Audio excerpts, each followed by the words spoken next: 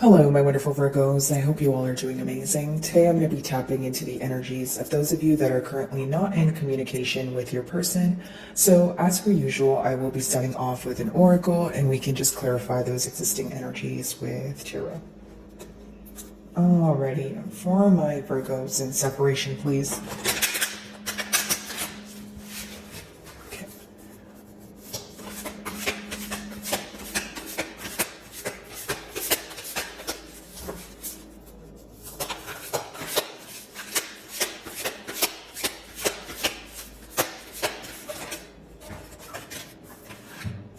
Okay, so this is your first card here, imagination. So definitely an energy of maybe inquiring about what the future holds here. Could be a tad bit of wishful thinking associated, or we're talking about kind of like a fantasizing energy. It doesn't always have to be a negative thing, guys. It could just be that someone is, wondering what the future holds, but they're also wanting more than what is right now, right? So that's the positive about it. But it doesn't talk about practical effort. It just talks about something you're thinking about, something that's going on in your mind. And it's also associated with intuition. Many of you could be letting your intuition guide you on the right path right now. You could be feeling that, you have the answers within. Some of you may be involved with the Pisces here. And the mutual energy between the both of you is infinity. So it talks about a deep desire, a potent connection, right? Feeling like, there's unfinished business because you guys are meant to be. Now, here's what I will say. This could definitely be a connection where you feel like it was a catalyst for your growth in one way or another. But it also talks about, being unable to let go of a connection because you feel like there's more to explore. You feel like there's more to it. So pretty much, like unfinished business, but, it's this energy of we did not come this far to only come this far. Okay. And I feel like that's what's going on mutually right now. There is this energy of thinking about each other, but you guys feel very alone. Right? Whether it's because you're in a period of isolation and maybe you're not associating with anyone right now, or it's just this inner feeling of a void that you want to fill so badly here.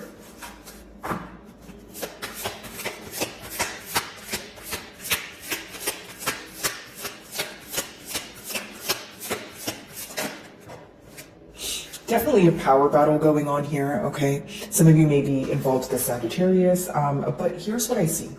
With the power battle, it could be a very push and pull energy. Maybe you don't want to reach out, maybe your person doesn't want to reach out, but there is this energy of thinking, okay, well, if one person doesn't give in, or if, we don't overcome, operating from a space of ego, where is this really going to go? This could be the question at hand for you, Virgo. Maybe you feel that you're kind of over what is happening, you're ready to talk about it, you're ready to have that, much needed conversation, if you will, but you're also in that energy of, well, is it my job to do so? Or maybe some of you feel like you are the one to always fix things, so you kind of want to break from that. You understand what I'm saying, Virgo? It's like, just because you know how to take the lead, or you are the bigger person in most, scenarios here, it doesn't mean you always want to be, right? There's some sort of reciprocity you want from this person to confirm the authenticity of their emotions, if that makes sense. All right, let's switch over to tarot. Imagination, what's that about?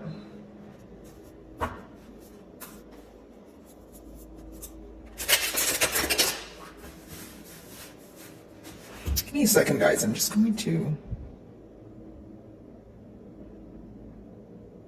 There we go. Alrighty, so, imagination.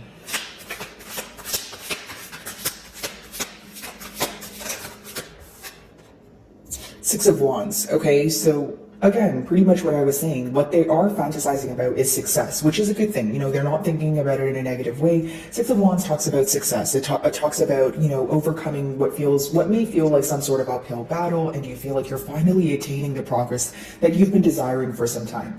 Okay, now I will say that there's so many different thoughts that are crossing your person's mind because, the symbolism behind this god here with many faces is that you're looking at things from many different perspectives, looking at things from many different angles, and again, that's what could be going on here. Although, if you guys realize, there's a bow and arrow that he's holding here, and you guys have the bow and arrow in the power card. So that means that you do have tunnel vision on something that you're focusing on. It's like you want something to happen exactly the way you do. Okay, and you're kind of zooming in on that very thing. There's a lot of focus, going to maybe the outcome, right? Maybe you want the outcome to be a truthful conversation. Maybe you want the outcome to be an apology followed by closure. You know what I mean? It's going to vary what you want for the outcome, but you're very focused on it. I do feel like for some of you, you may feel your person either has like a double life, or they kind of like, it's like they say one thing and do another. It could be symbolic for someone who's maybe not always sticking to their word or following through with what they say they'll do, right? It's almost a case of, okay, you are not what you say you will do, right? You are what you do. So it's almost like, even if they make you promises, even if they, tell you all the right things, you're like, okay, but where is the practical action behind that? I feel like many of you are shifting your focus and towards something that's growing, or towards something that's progressing for you. You're very tired of the stagnant energy here. Okay, very interesting with the bow and arrow, because that is symbolism for Sagittarius. So maybe some of my Virgos here, you guys do have Sagittarius in your chart, or of course you could be involved with one, like I mentioned. But overall, I see this person fantasizing about success, overcoming some sort of change here, but also wanting to be in a period of celebration, right? The Six of Wands is when someone wants to be generous, when they want to celebrate you for who you are. They could feel like you're getting a lot of attention right now, especially if you're in the public eye, or this is an assumption that they're making, right? It doesn't have to be the truth, guys. It could just be how they're perceiving you.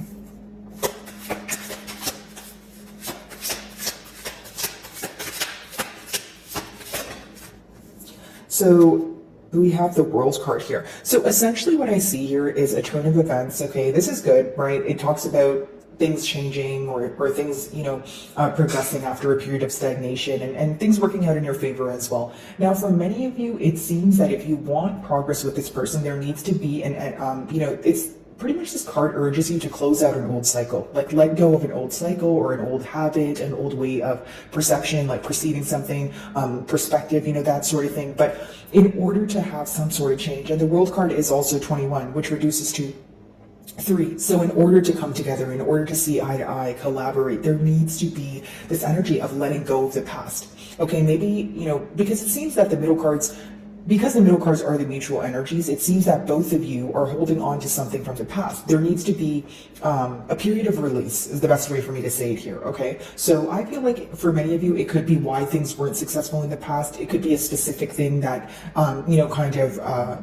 led to a separation here that you guys could be focused on. So for many of you, I do feel like there could be a turn of events here, if you guys want it to be, right, of course, but there needs to be a period of release. Now, in this turn of events, it seems that because the next card is power, there needs to be a release of control also.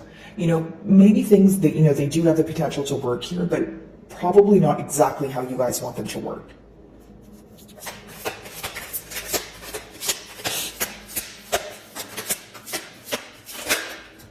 And the High Priestess.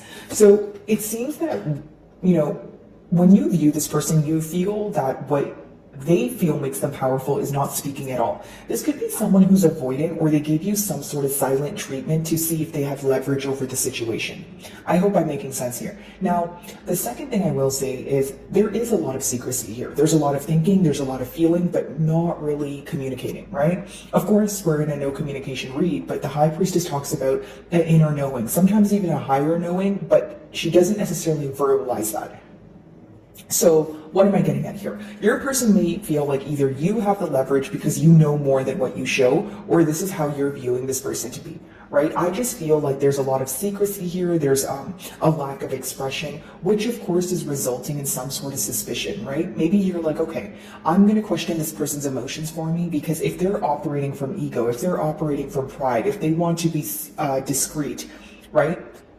Well, does that mean that they really love me? Does that mean that they really want to move things forward? Like, does the frustration and the petty behavior outweigh the love at hand, or, that sort of thing? So these are the thoughts that you could be thinking at this time, Virgo. But, again, as far as the High Priestess goes, there could be some sort of leverage, or someone taking advantage of the fact that the opposing party doesn't know something, or, keeping something away from someone intentionally, pretty much touching back on that avoidant energy. Okay. Six of Wands, let's see. And Pisceans rule that card as well, so of course you could be involved with the Pisces fixed sign. Aquarius, Leo, Scorpio, or Taurus. And we do have fire here as well, guys. So Leo, Aries, Sagittarius.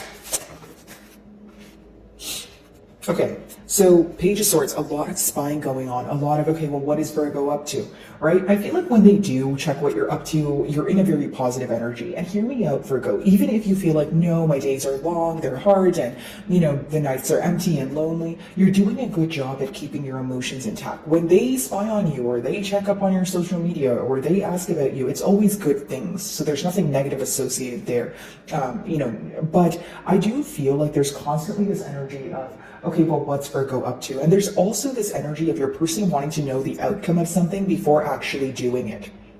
So, you know, it could be, of course, an energy of your person feeling that they're fearing rejection at this time, but it could also be that they want to know how you will receive what they will say. It's like someone who's planning communication, but they hold themselves back because they're like, well, what if Virgo doesn't reply? Or what if Virgo completely rejects me? What would I do then? Okay, so now it's more about an energy of, okay, let's try, right? Let's do the first step and see where that goes before, you know, creating all these assumptions. That could be your person's next moves, or that's what the cards are urging them to do here. Now, I do feel like with the Page of Swords, there could be an age gap, or, you know, your maturity levels differ here, but mainly when it comes to communicating things in a very logical way.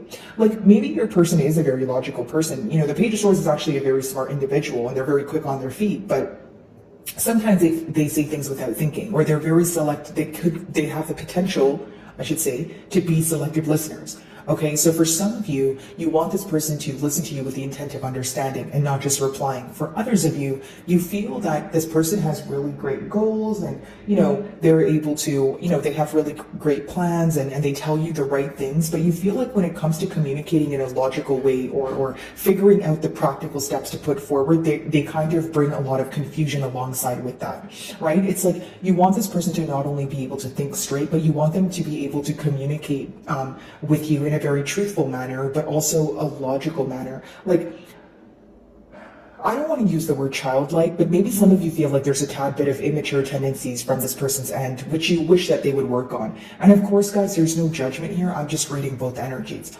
Okay, so let's see here.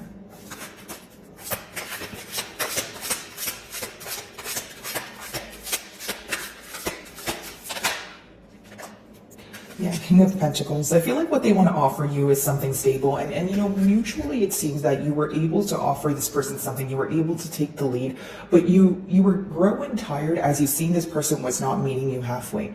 The King of Pentacles is a very positive energy. You know, it's someone who will offer you something tangible, it's someone who will be there with you for the long haul, it's someone who knows how to make long-term plans and actually work towards them every day. So chipping away at something every day so that you can have that empire at the end. Or, you know, the end goal is going to differ, of course, guys, but you know, you understand what I'm saying. It's someone who is creating some sort of structure or stability here. Okay, now, I feel like the issue here is definitely the lack of reciprocity. And I will be completely honest. There is one individual who is more stable in their personal life, okay? And they're more stable in when it comes to what they want in their love life.